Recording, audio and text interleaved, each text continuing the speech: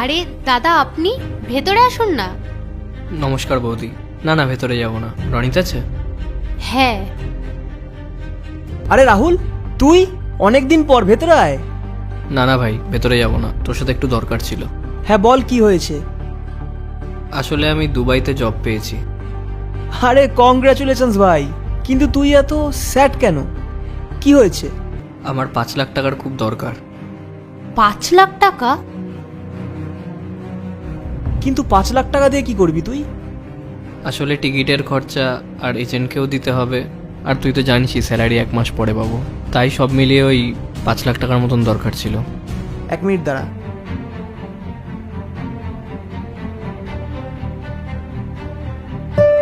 নে, তোর অ্যাকাউন্টে 5 লাখ টাকা পৌঁছে গেছে।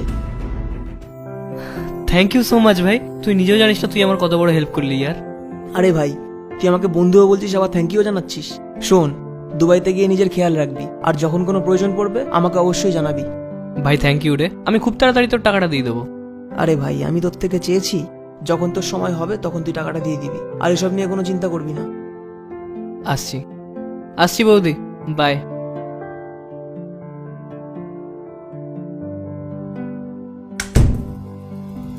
রনিত, তোমার স্যালারি এমনিতেই কম, আর তার উপর তুমি ওনাকে তোমার সব সেভিংসের টাকাটা দিয়ে দিলে। আরে ঠিক আছে, কোনো ব্যাপার না। আর এমনিতে ওর তো টাকাটা খুব প্রয়োজন ছিল। এখন যদি বিপদের সময় বন্ধু বন্ধুর পাশে না দাঁড়ায় তাহলে কে দাঁড়াবে বলো? আর আমি তো জব করছি, সেভিংস নয় আবার হয়ে যাবে। তুমি এত চিন্তা কেন করছো? এবার চলো, আরে চলো।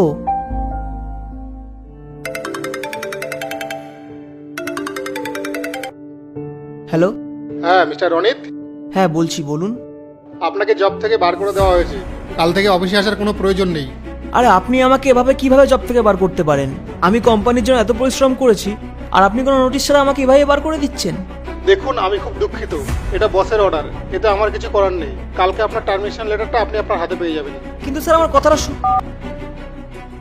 Hello, hello sir.